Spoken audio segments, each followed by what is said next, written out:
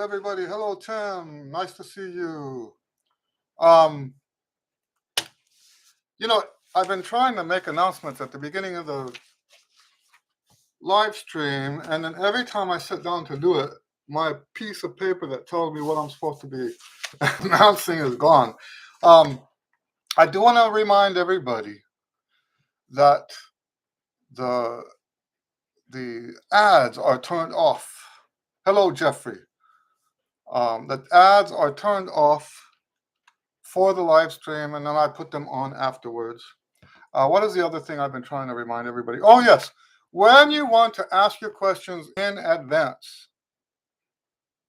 I ask you to leave them at the website, but I just became aware of something last week because we had the Q and A, and then one of the early questions came up after I signed off on the Q and A, and so then I go to the website, and the website doesn't have it there. And I'm thinking, what's going on there? And I just realized that I think people are putting their questions on the contact form. And that's not necessary. If you have questions you want to ask, let me pull one of these up real quick. In the description for this video, there is a link that will take you to the page where you're supposed to leave your advanced questions, okay? It's having trouble. Okay, here we go. Right. Let me double check on this. Sorry for the delay. So let me walk you guys through the description, okay? The first part of the description, let me pull up the right one so I'm not on this one, okay. The first part of this description says the schedule, right? So it puts the date and the time that we're going to meet. Then I have a little paragraph about the WhatsApp group. The WhatsApp group is a link that you can click on WhatsApp, and WhatsApp will, I tell you the day before or something around that time, I tell you when we're going to have or if we're not going to have. So that's that. Then I have another paragraph here that says, the next paragraph, oh no, that's right. Ask your questions in advance. And there's a link for that. That's where you ask your questions in advance, okay? Now, let me be clear about this. I am not complaining, okay? My personality, and for those of you who know the Myers-Briggs personality types, I am an INTP.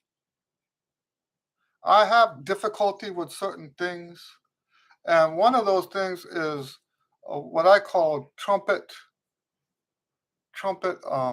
internet schizophrenia or something like that, where I have all these sources of information coming in, bombarding me all over the place, and I can't manage them. That's why on Facebook, I turned off notifications. If you contact me on Facebook, I'm not going to know about it till the next time I log on to Facebook. And I don't have emails and texts and stuff like that telling me I need to log on to Facebook. So it might be 2 weeks. It might be a month. Might be tomorrow. I don't know. So if you're using Facebook as a way to get in touch with me, not going to happen. If it's an emergency, don't contact me through Facebook, because I turned all that off. And it's similar with all this other stuff. That's why for the Q and A, if you have questions that you want to ask in advance, I ask you to go specifically to that page. It's the live stream page on my website, and ask your questions there, because I don't want to have to go looking everywhere. There's no way I can keep up with all that. I apologize, but I just can't keep up with all of that. it's a very specific link. So I got last week. I got, I think, 2 or 3 on my contact form.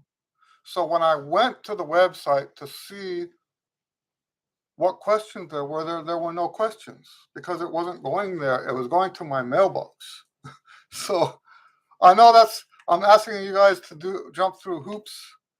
Um, I apologize for that. I just can't handle.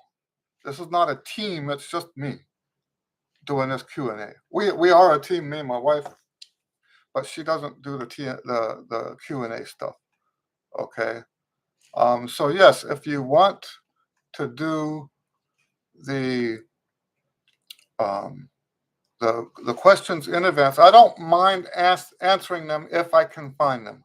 Okay, I hope that makes sense because I'm going to answer what I have here. I just clicked on the wrong button. But yes, I'm going to put this stuff up on the other screen so I can see it while we're talking. Oh, I need to get a new computer. All right. So, hello, Karen. Tim says I did. I'm not sure what that is. Seppo, hello, Seppo. Nice to see you. I hope that piece is working for you. I'm already working on the Gloria, but yes, I hope that's going well for you. All right, so let's talk. Let's answer some of these questions. This one is from last week. How important is it to learn the liner notes of an album?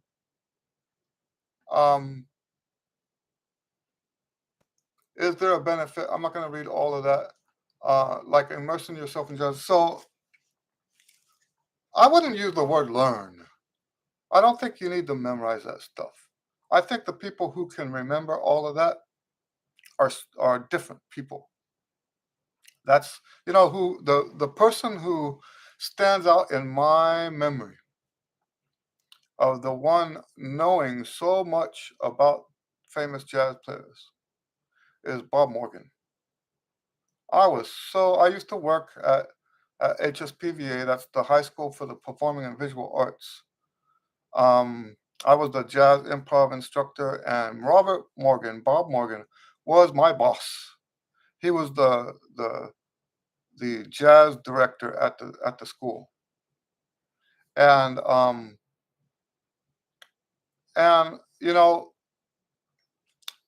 first of all, he knew all these guys, right? So he was because he's one of those guys that everybody likes him, and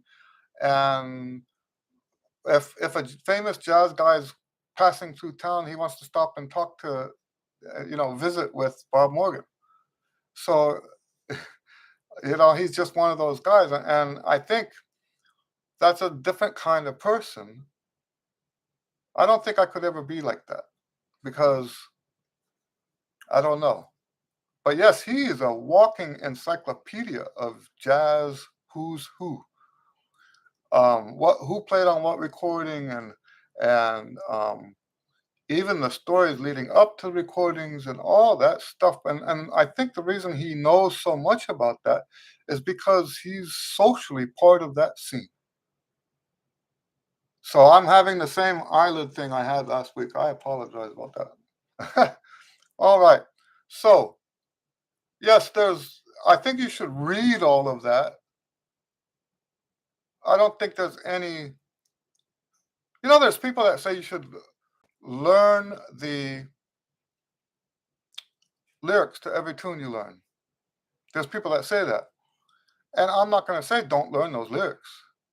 That's obviously beneficial. But,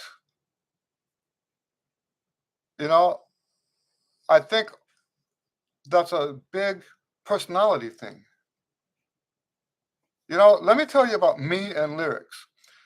Because of my hearing loss, I've had hearing loss my whole life. My mom said it was because of ear infections I had when I was 2 years old. when I lived in Germany.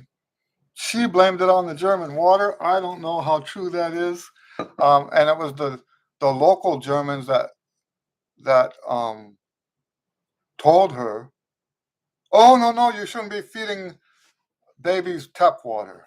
Okay, so and I was drinking a lot of tap water when I was a baby in Germany. So she said I got ear infections, and my whole life I have not been able to hear like normal people. And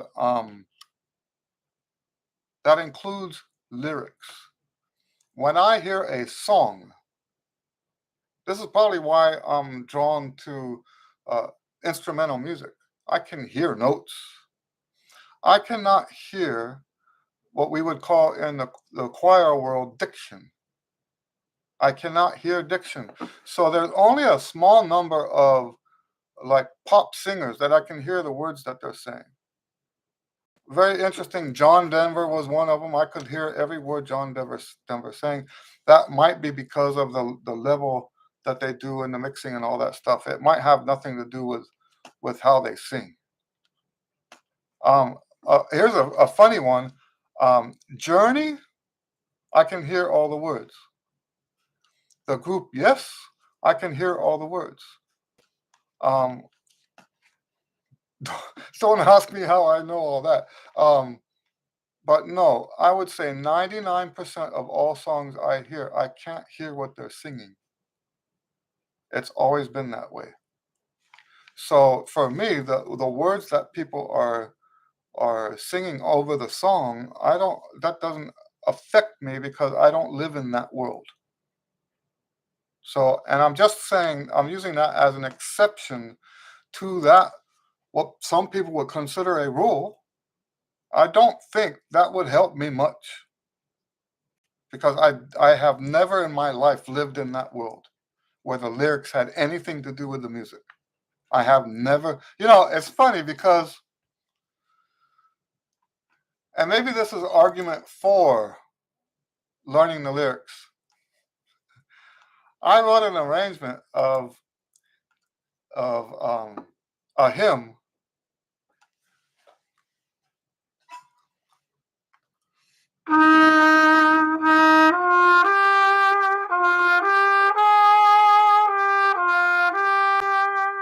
Right? I didn't know that was a Easter. What is it? The Good Good Friday hymn. It's supposed to be sad, and I wrote it. I wrote a brass quartet arrangement with a huge happy fanfare at the beginning of it. So, but as jazz players, we do put our own thing into it. I think when you listen to the tradition, right? When you listen to the original, because a lot of those original jazz standards were show tunes first.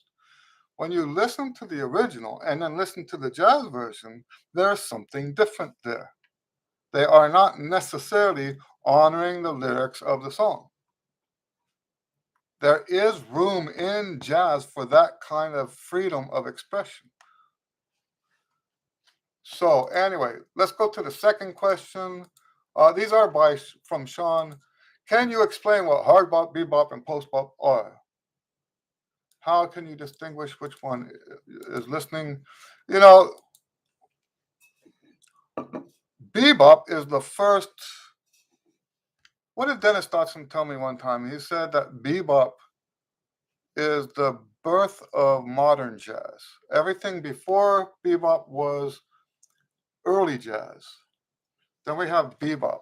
And hard bop came, post bop is the bop that comes after bebop. Bebop is first, post bop and hard bop are the same thing. Post bop is what comes after bebop. It still has a lot of bebop elements to it. But it's got now hard bop.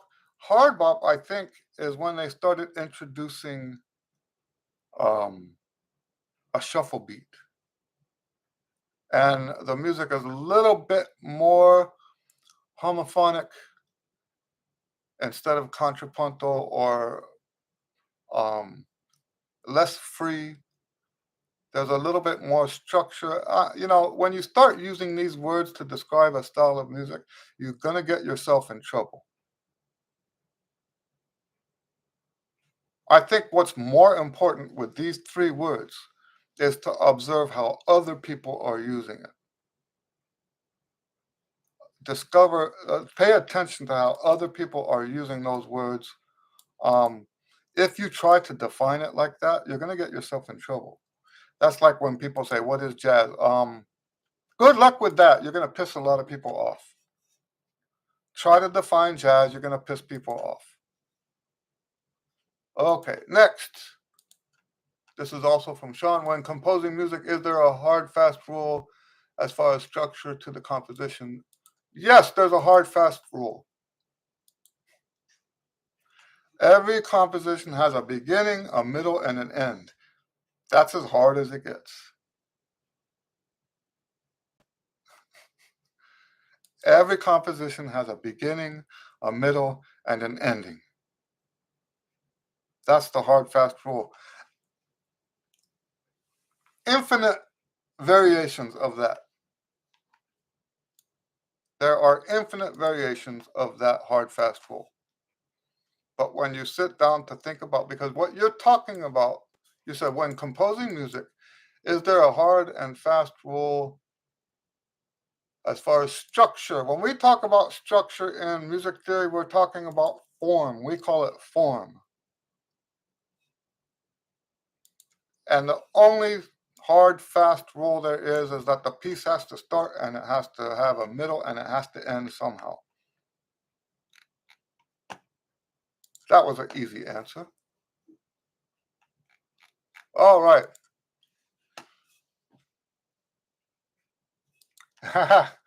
Tim says, I asked my question in the wrong place. It only makes sense that we send our question to a centralized location.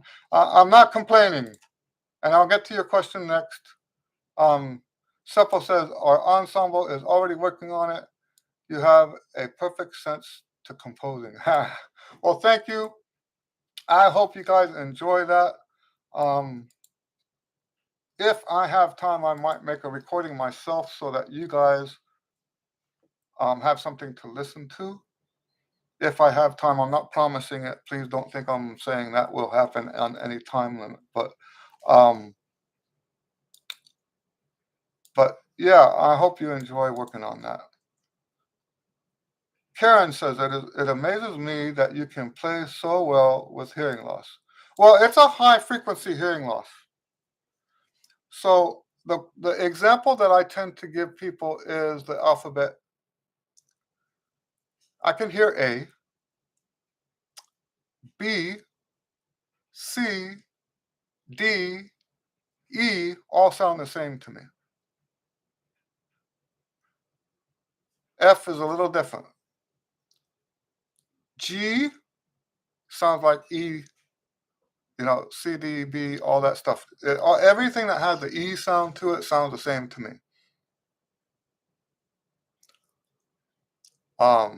J and A is difficult for me to hear the difference. Now, what I rely on a lot is context. And that's why it's so important when I'm speaking to people. And of course, I don't demand this of them because that's just rude. But if you're ever talking to somebody that has a hearing loss like this, and you want to talk in a way that helps them, speak in full sentences, because otherwise there's no way for them to figure out what you're saying. Speaking in full sentences, staying on the topic. If you're going to change the topic, actually say, I want to change the topic. Let's talk about this, so that it's. Otherwise, we have no reference, because what the subconscious mind has the amazing power to do is to work it out very quickly. So if it looks like I'm being slow to respond, my mind's still processing what you said. Now, sometimes I think it already processed and it got it wrong. That's interesting sometimes. That can be very, very interesting. But yes, the frequencies that I'm not hearing don't happen in music. It's the frequencies above the musical spectrum. There are some notes that the piccolo could play that I can't hear very well. But as far as hearing notes, now in theory, I'm saying this because I don't know for sure. In theory, people without a hearing loss, without this kind of hearing loss, can hear better tone quality than I can. But here's the thing, I can hear the difference between good tone quality and bad tone quality. I can hear that. But I will admit that I probably can't hear it as well as other people. So, yeah. So I have a question from Timothy. Um, will you please talk about overthinking the process of the comeback? Well, so actually, there's two questions here. That's the first one. He's a comeback player. Let me get hydrated here. He's a comeback player. How do let's talk about overthinking. I don't think you can overthink. Let's say it that way first. There's enough here to talk about, but I don't think you can overthink. What I do think is you can misinvest that you're thinking. Does that make sense? You can think about the wrong stuff. You can, the biggest observation I have of people who think about the wrong stuff is, and it's not just YouTube. A lot of people say, don't watch those YouTube videos. Don't go to those websites. It's not, you can get the same thing from a book from a famous musician. If your thinking is faulty, then it doesn't matter what the source is. So instead of telling my students, oh, you shouldn't watch that video, like a lot of people do, they say, why are you watching that video? There's all these famous people who have materials out there. No, no, no, no, no. That's not the problem. The problem is your thinking. If you are thinking correctly, every source that you get information from is beneficial for one reason or another. But what happens a lot is that people will see a video. And I think one of the best examples of this is when it comes to free buzz. They say, well, do you have these issues in your trumpet playing? You say, oh, yes, I have that problem. I don't have enough flexibility. I don't like my tone. There's all these problems in my trumpet playing. They say, well, guess what? Are you doing free buzz? Oh, yeah, I'm doing free buzz. And then they have a whole video about how those problems are coming from the free buzz. Oh, no, I got to stop doing free buzz now. Now, why would you think that? There's nothing logical about that. And Tim, I don't know much about you yet. So I'm not saying this about you, okay? But this is a phenomenon that I've seen many times over. Is that someone that you somehow have come to respect lays out this non sequitur, right? And we're like, oh no, this is terrible. I do that and I have those problems. just because somebody said it. Now, I'm not going to say don't watch that video because that guy's telling you stuff that's wrong. I'm not going to say that. I watched the video. That's how I know he said it. So the question here is, can you overthink the no, I don't think you can overthink. But of course, that's coming from an INTP, right? No, you're not going to get a INTP to say, oh, you're overthinking it. No. You're not overthinking about it. You're thinking about the wrong stuff. You're focused in the wrong direction. If you get yourself pointed with the correct objective, moving in that direction actively, you can't overdo that. Okay, with one exception. Okay, let me tell you the exception to overdoing it. You can overthink if it's ruining your life. That's the only time you're overthinking, is when you're so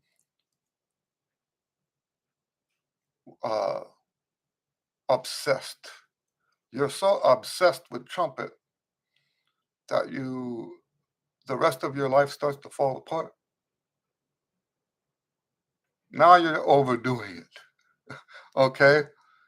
Now you are overdoing it. But that's probably not what you meant when you asked the question, right?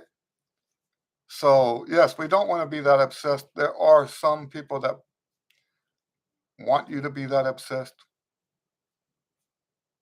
I have this philosophy, you can call it, that I teach. I call the wholesome musical priorities. There is a video, maybe a video series, where I mention the wholesome musical priorities. And trumpet should not be the first most important thing in your life. Even if you're doing it for God's glory. And the reason I mention that is because the levels of my priorities, the highest level is your faith. The second level is your health. The third level is your family. Then you have work or school. And then after all of that comes the trumpet. So even if you're doing this for God's glory, you don't get to bypass all those other things. I think sometimes we lie to ourselves. We say it's for God's glory, when in reality, we're just making trumpet the God of our lives. And that's not good. It's not good at all. And I know that's not the straight answer to what you're asking.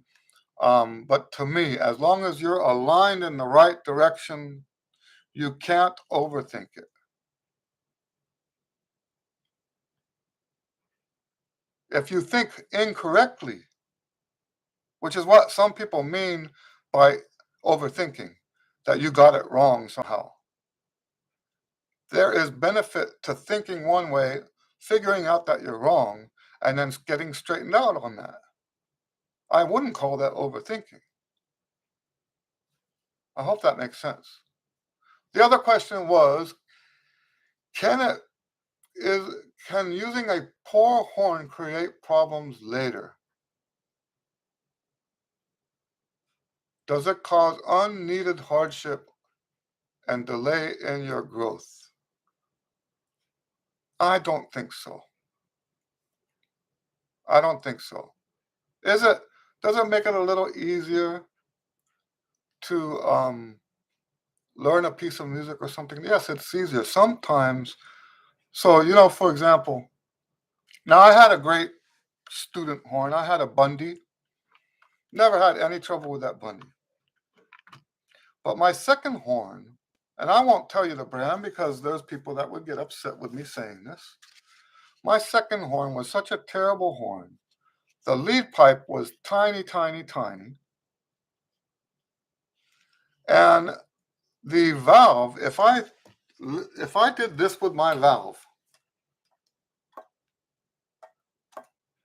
It would go boing, boing, boing, boing, boing, boing. There was all kinds of weird stuff. The lead pipe was so tiny that when they went to work on it, they ripped it. They ripped the lead pipe to shreds. I guess they put the wrong size ball or something. I don't remember exactly.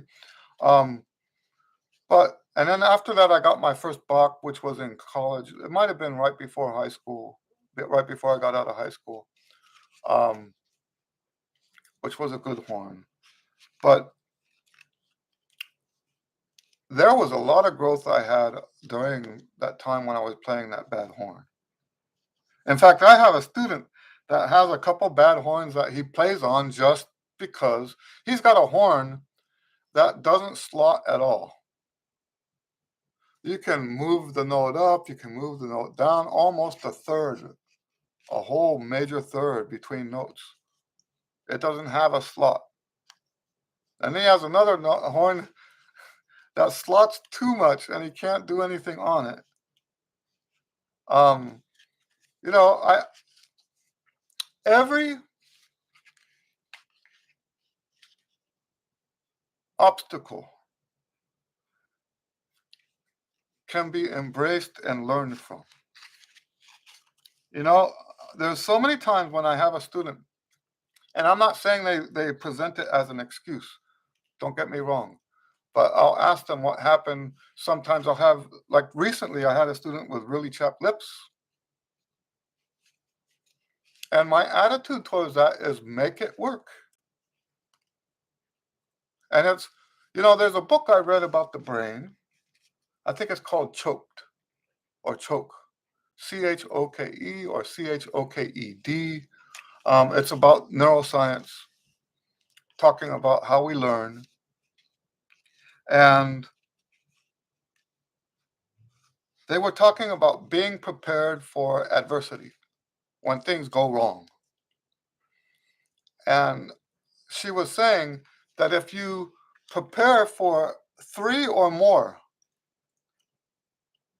uh, trouble, like surprising events, then your mind is more ready to accept and overcome other things that might happen.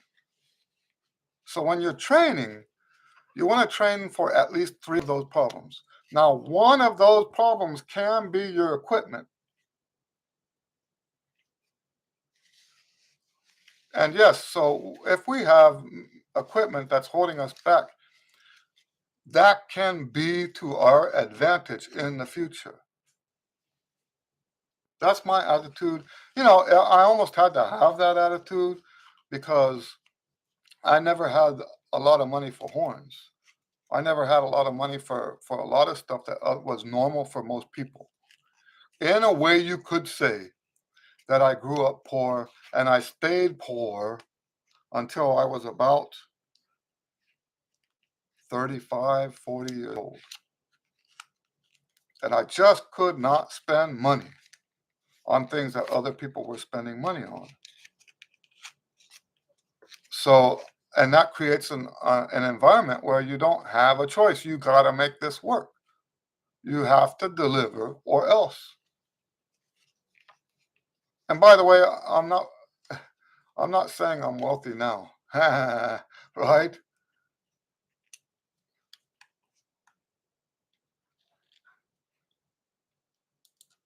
Okay, Tim says, after we have a lesson, you will understand what I mean by overthinking. Thank you for discussing my subject. You're welcome. There's a weird thing happening right here. I don't want to know what that is. I was hoping you would say I need to use the horn at ACB. Ah, you know, you can. My thing with the comeback players is that the comeback players should keep focused on why they're coming back. Stay focused. I have comeback players that their comeback was 100% for their pleasure. their enjoyment. I'm not going to teach someone like that the same, or give them the same advice as what I'm going to give to someone who says my comeback is I want to be a professional trumpet player. You're not going to get the same advice. Or if your comeback is you want to glorify God, you're not going to get the same advice. If your comeback is because you're getting older and you want to use this in a way that might help you keep your wits as you get older, you're not going to get the same advice. And this applies to everything, including what horn you should play on. I hope that makes sense. If it's for your pleasure, like I said, I have a student that this is all for his pleasure. He should play on whatever horn he can afford. Whatever horn gives him that pleasure, that's what he should be playing on. I hope that makes sense. That's a very, very important part of the comeback, is knowing what. Never lose track of why you're doing it. I have another comeback player who's and he's doing it because he enjoyed music so much, and he's back into trumpet playing again for his enjoyment. And he was playing in a band where they're almost abusive to him. Why would you play in that band if the reason you're playing is to have fun? Especially in Houston when we have so many other bands to choose from. Why would you do that? It makes no sense. And that same philosophy applies to everything. What pieces should you practice? If the reason why you are doing a comeback is for your pleasure, then you practice whatever songs you want to practice. If it's to glorify God, then you practice the stuff that glorifies God. If it's to increase your mental facility or practice using your mind, then it should be stuff that does that. Stuff that helps you. I'm not going to go into more detail on that, but yes, that's how this should be working. Hello,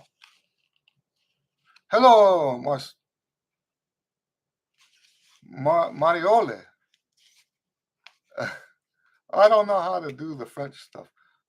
I hope I said that right. Mariole. Or maybe Mariola. Okay. Welcome to the Q and A. Any other questions? I see something just came in. Let me see here. Okay. All right. Any other questions?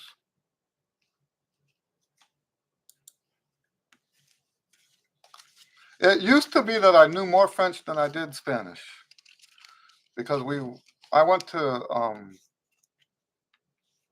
Montreal 3 times in my lifetime,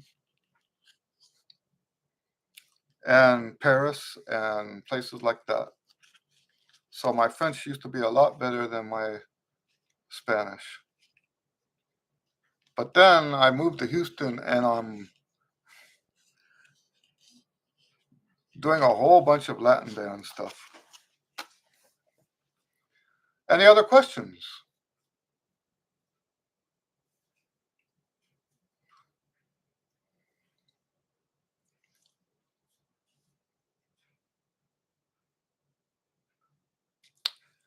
All right.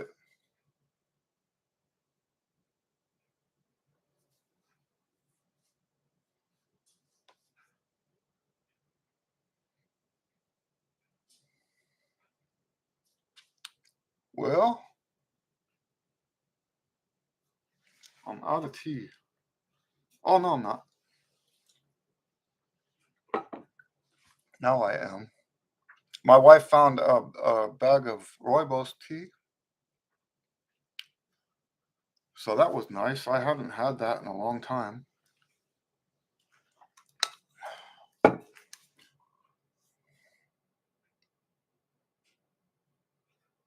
Any questions?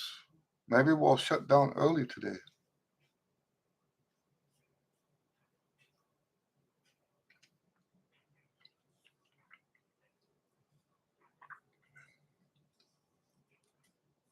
So let me give you some news. The Trumpet Player duet book has been uploaded. Oh, Tim says, I purchased your ebooks. I saw that. Thank you.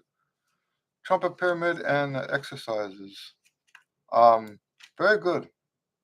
Thank you for your purchase.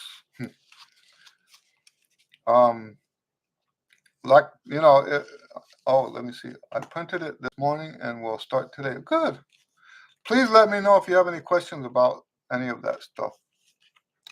Part of what we do in the lessons is talk about the little, I call them tweaks that you can do in the routine. You know what I should say? Because some people that, like I know, oh, there's Sippo. He says, absolument, how to deal with the problem of puberty. For example, with having a strong will to quit playing.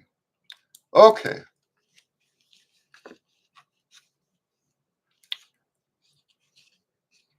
I think I understand what you're saying. Like at a certain age, the kids have other interests and they don't want to stick to the horn. Is that what you're saying?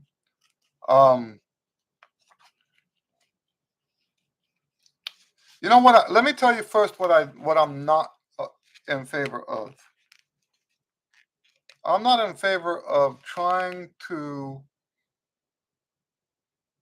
entertain the kids or bribe them or anything like that.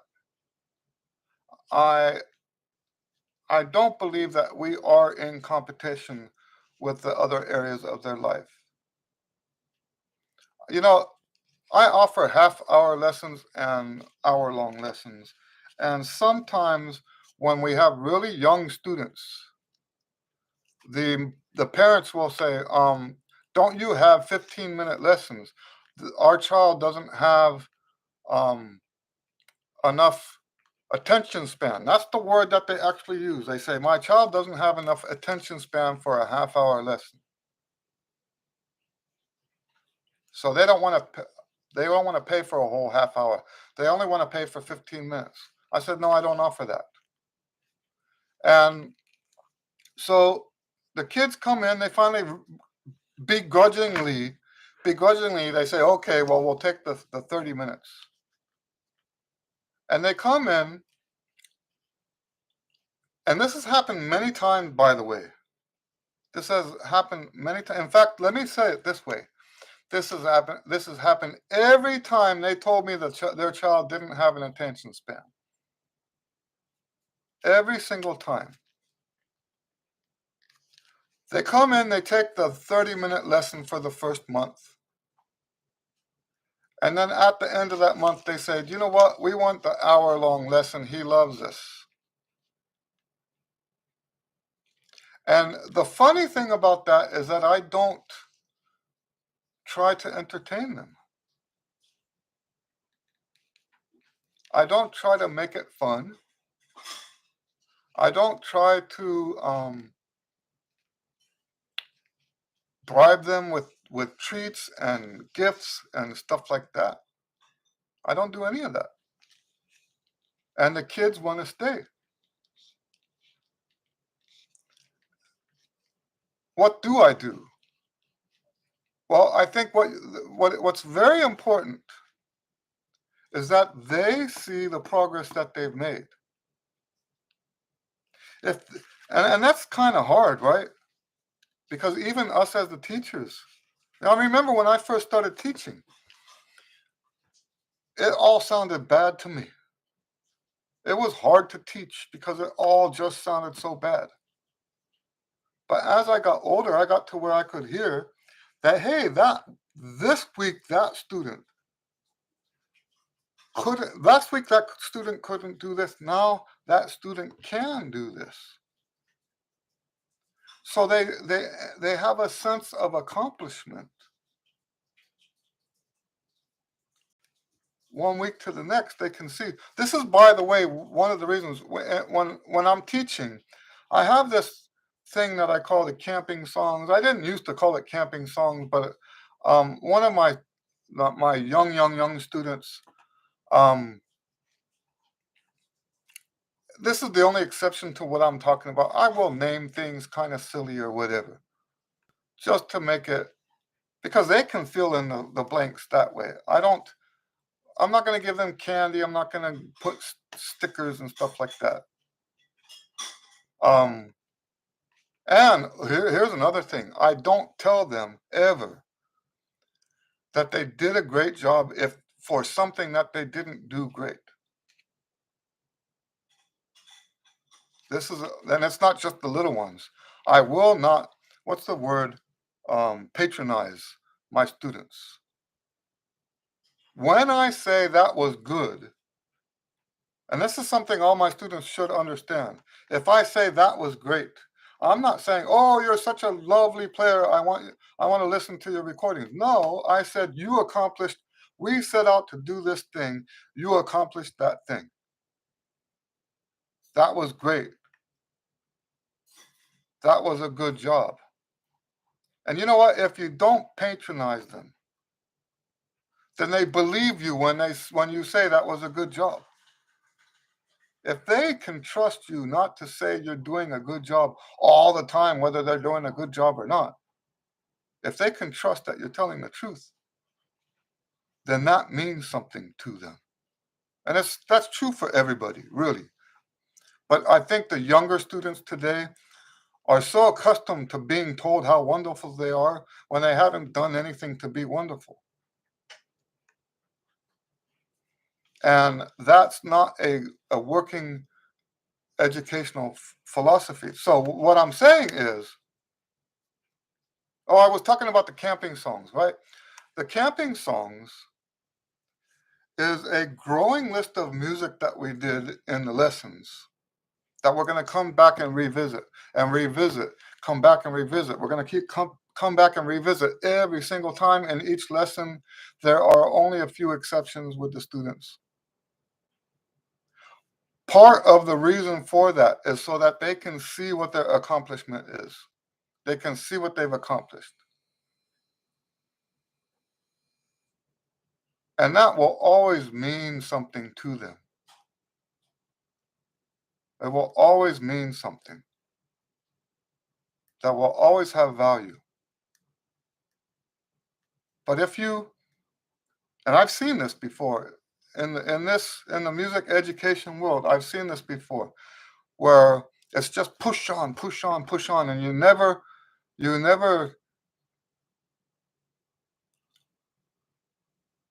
get to a place where the students can sit back and say, "Oh, I did a good thing."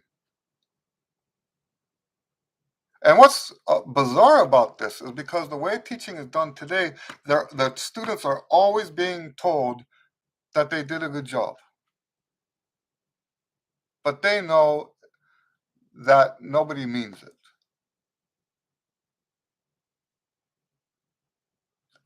Instinctively, deep down, they know that nobody means it.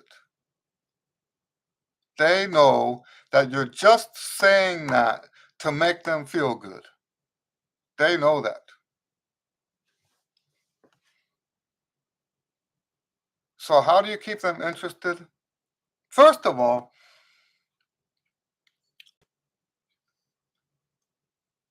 you can't, I don't think these modern educational approaches work. You cannot entertain them into it. You can't bribe them. But if you give them a sense of self-worth, not okay, I said that wrong. If you give them an opportunity to realize their sense of self-worth, the chances of them wanting to stick around is much higher. But if it's fake, this is what I'm saying. This is where people get it wrong. If it's fake, they'll not believe you. If you're just saying stuff to make them feel good so that they will stay in your program, and don't get me wrong, Seppo, I'm not saying that's you.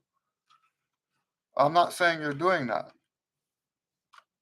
I'm just basically I'm telling you from my perspective how this stuff works. Your students can have that same sense of pride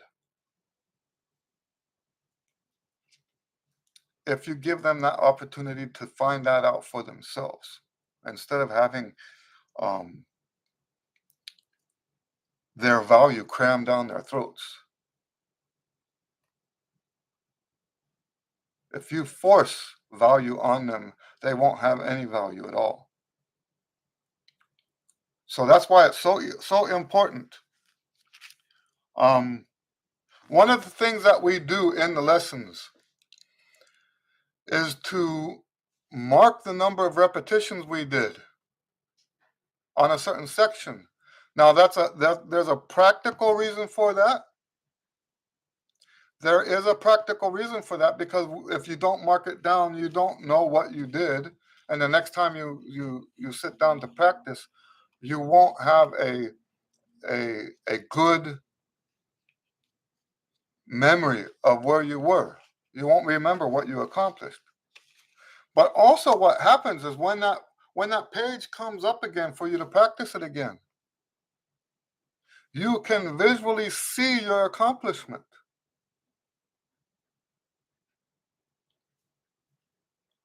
You can actually see evidence that you put on the page, evidence that you did the work.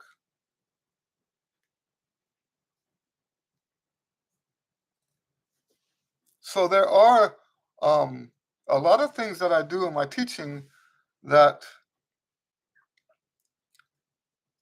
don't stand out as being, oh, he's such a clever,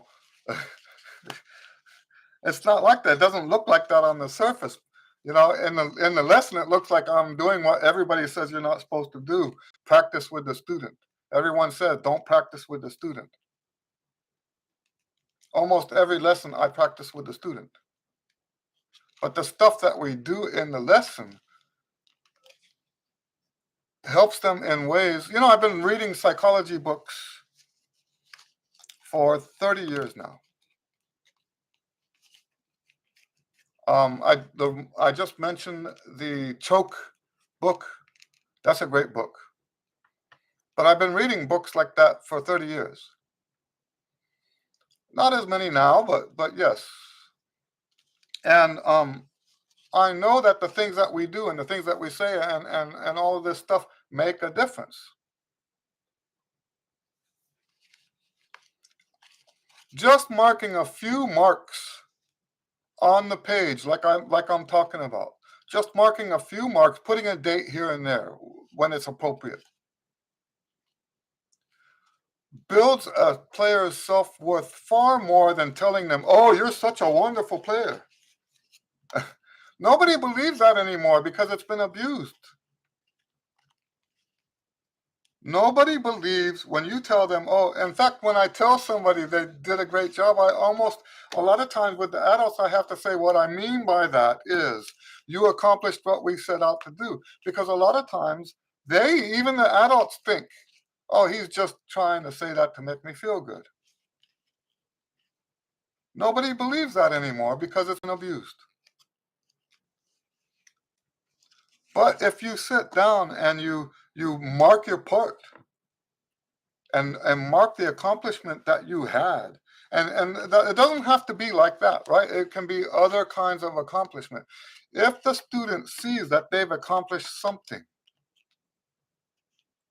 it will cause them to see their own value. But it's got to be real.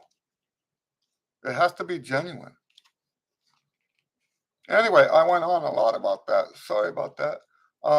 Tim says, it's easy to be great these days when so many people are satisfied with average. That's a big part of it too. But I actually believe that what I'm talking about is what leads to that. Because you can't go around saying everybody's great all the time and expect true greatness when they were being verbally rewarded for not doing the job. Tim also says, great must be to your own standard because expectations are generally so low. Yeah. So, Seppo says, your words just makes so much sense to me. Many times I am in big troubles with the willingness related things. I understand that. Now, I haven't been in a group situation teaching wise in a while, but I know what you're talking about. I think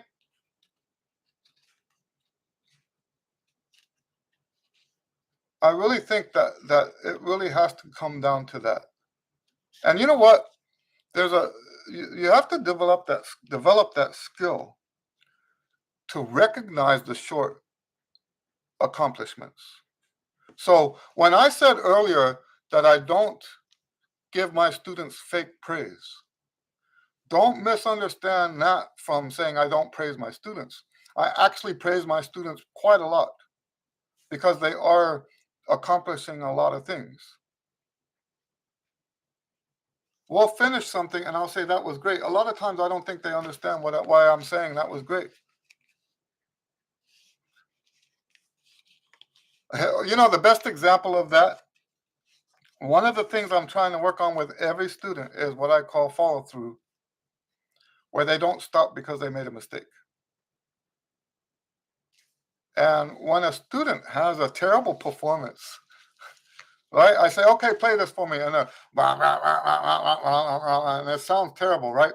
They know it sounds terrible. I know it sounds terrible. They get to the end and I say, oh, that's wonderful. That's a great job. I'm really pleased with what you just did. I'm telling them that I'm pleased, but it sounds terrible. But what I'm pleased with is the fact that they didn't stop. And maybe sometimes I don't make that obvious enough that that's what I'm congratulating them for. I, I told a student one day,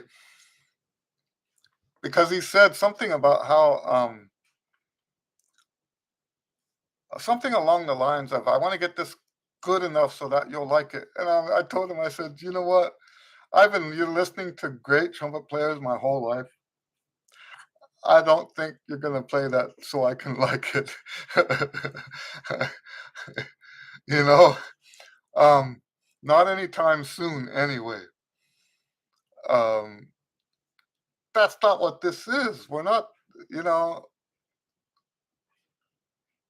my standards are high enough that I'm not going to listen to you in your lesson and say, "Oh, that was wonderful."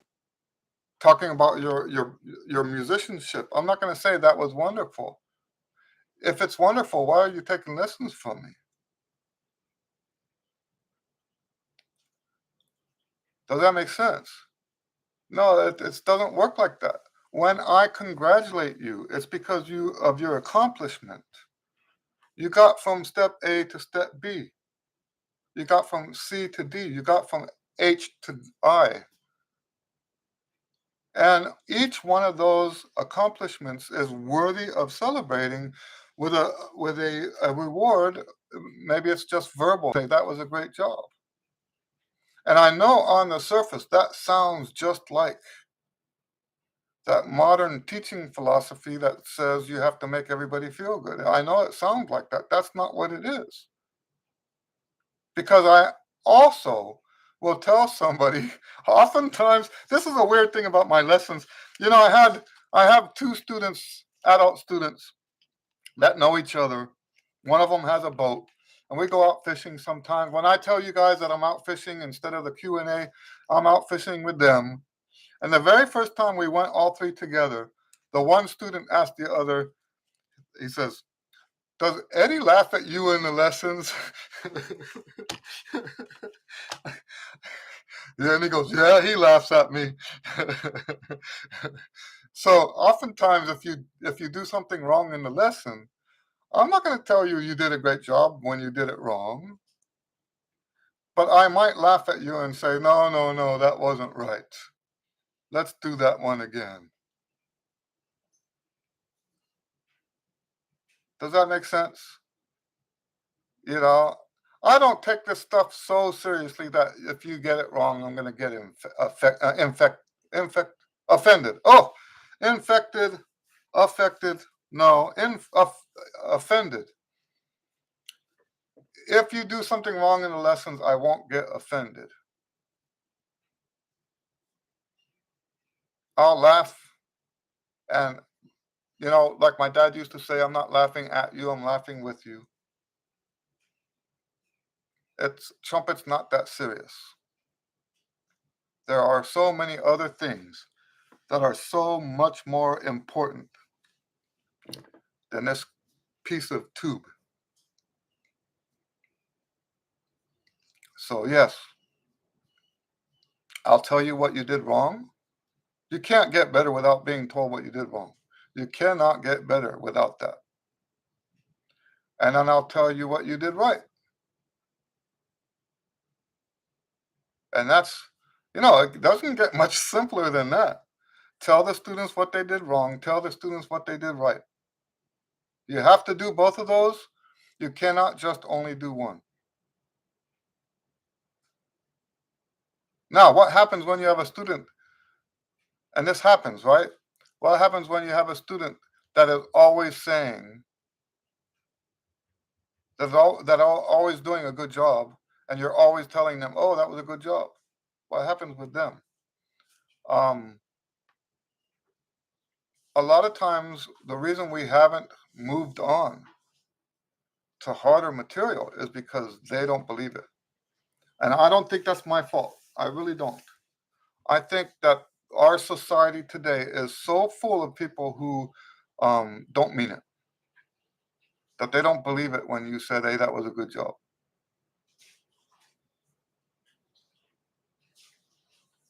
So, anyway, we are over time, but I'll take another question if there is any other question.